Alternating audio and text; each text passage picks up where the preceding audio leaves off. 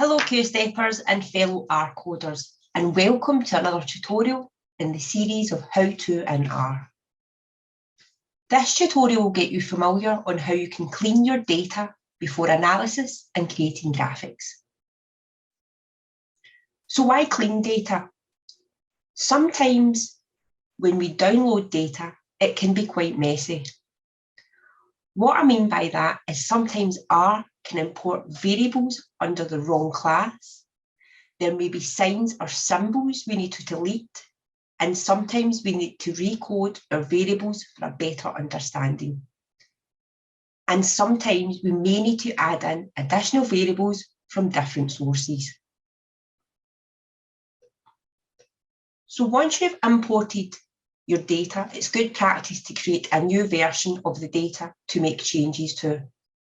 This is a safety net in case you make any mistakes, which is easily done in R.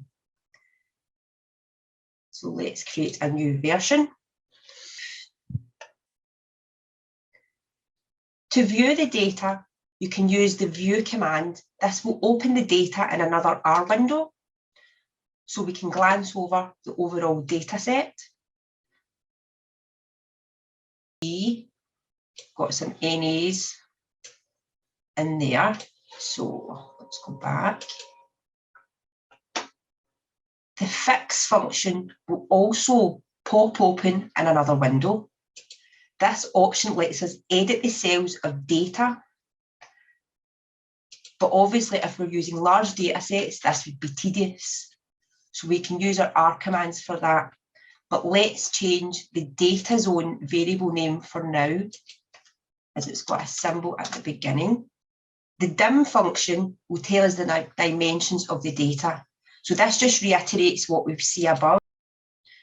The names function gives us a quick look at the variable names in the data. This is a great function to find out the spelling of the variables and the column numbers.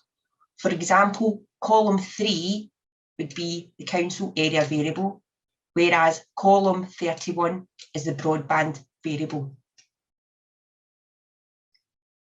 The structure function shows us the overall structure of the dataset. It tells us how many observations and variables we have. This lists each variable down the left-hand side. We then have the class that R has imported the variable as. So we have some character and numerical variables. We then have the first few values for each variable. This structure function gives us a sense of how messy our data are. So let's have a look. What do we see? Well, I would say it was pretty messy, but it's always easily fixed. So we have a few character variables, which should be classed as factor. We have numerical variables with percentage signs. So they have been imported as character. So we need to get rid of those percentage signs and convert them into numerical variables.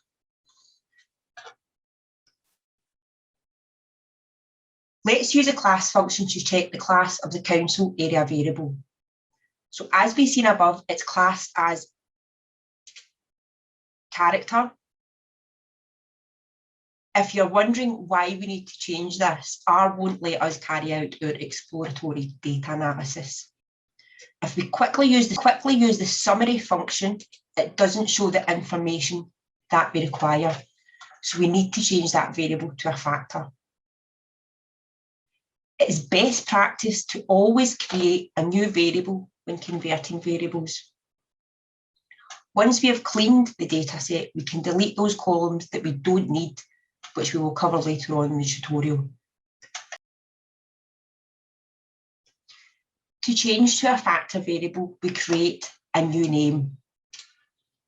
For simplicity, we will just add F at the end. We then use the as factor command and then place the original variable in the brackets. When we run this code, you will see in the global environment, we now have 38 variables.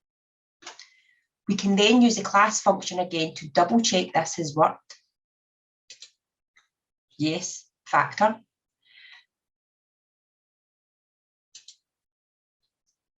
Looking at the structure of the data set again, you can now see our new variable at the bottom of the data set. It's changed to factor. It's got 32 levels. This is because there are 32 local authorities in Scotland. If we now use the summary function, the output will show us the information for each level. So as we can see, Glasgow City Council has 746 data zones, while Argyll and Bute has 125. So I'll quickly go ahead and change the data zone and intermediate zone into factors. Let's have a look at one of the variables that should be numerical.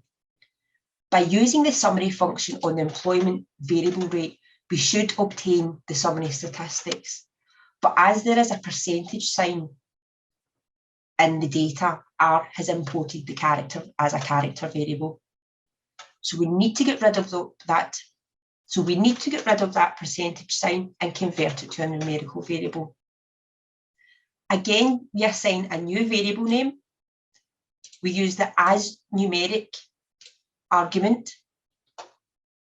We then use the gsub function, which is short for global substitution. We then place the symbol we want to get rid of in the square brackets inside quotation marks. Now, this could be a pound or dollar sign or even commas. After the comma, we state what we want to substitute the percentage sign for. In this case, it's nothing. So we place nothing in quotation marks. Then again, it's followed by the original variable name. So if we run that code, and we now check the summary function, we can now see the summary statistics that we prefer to see for numerical variables. So I will quickly run the code to change the other character variables.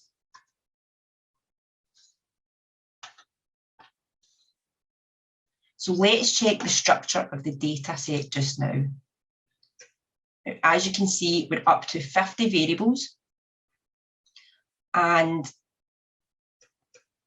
if we look at the bottom, we've got our converted numerical and our factor variables. Another variable wrongly imported is the alcohol variable. We just need to use the as numeric argument for this one, as there are no symbols. Let's check the summary function. And we have our summary statistics. So by now we have converted all of our problematic variables. We can now create a new data set ready for analysis. So to assign a new data set, we assign a new name for the global environment. We then call up the data set we want to choose variables from. Inside the square brackets, we put a comma at the beginning to denote we are choosing columns. Now, if you wanted to choose rows, you would place the comma at the end. We then use the C argument, which is short for combine. Then in brackets, we place the numbers which we wish to keep. And these are easily found in the names function. Remember, if you aren't going to be using all the variables, you can choose to drop them here, but let's leave that for now. So if we run this code,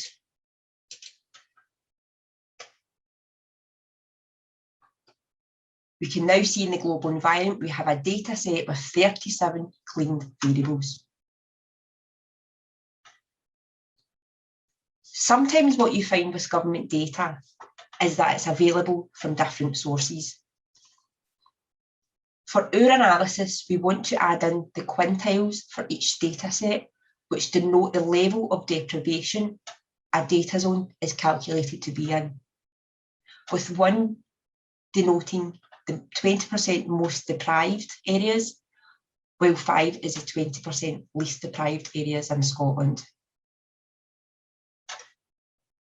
We also would like to add in the twofold urban and rural classification for each data zone. This was downloaded from Public Health Scotland. And urban data zones are coded as 1 and rural are coded as 2. So we will import those into our global environment.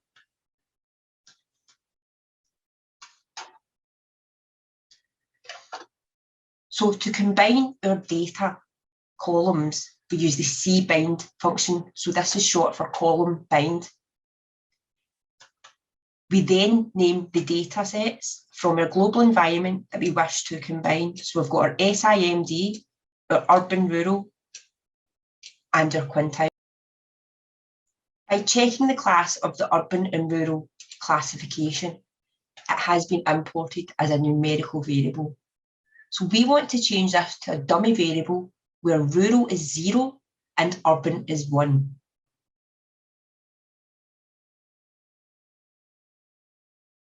We use the recode function from the car package. We assign a new variable name. We call up the old variable, then tell R we want to keep 1 as 1, but then we want to change 2 to a 0. So if we run this code,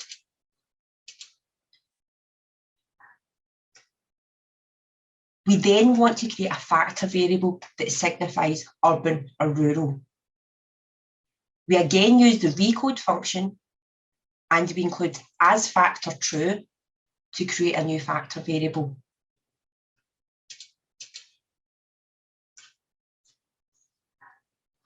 If we use the table function, we can see that there are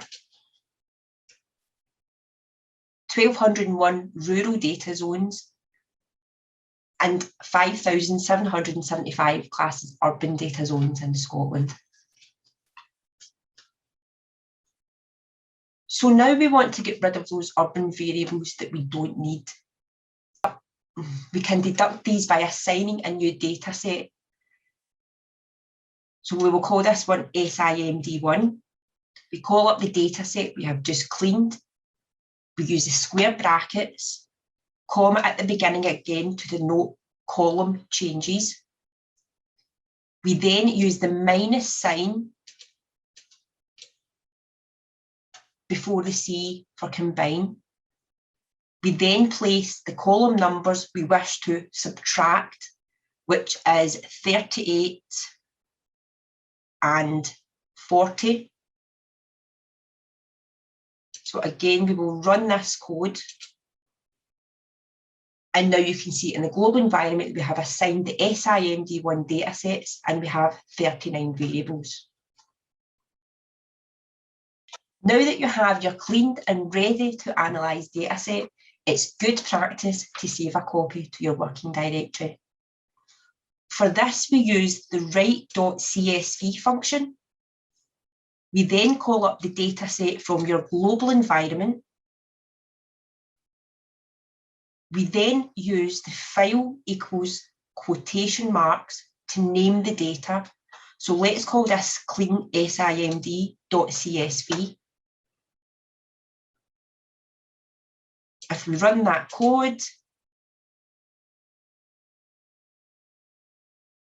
you will now see the file appear in your files pane. For more on saving data, check out the great tutorial created by Dr. Nicole Pamphless on the QStep repository. Hopefully this tutorial has got you familiar with how to tidy your data. So happy coding, QSteppers, and remember to subscribe to our social media channels, and thank you for watching.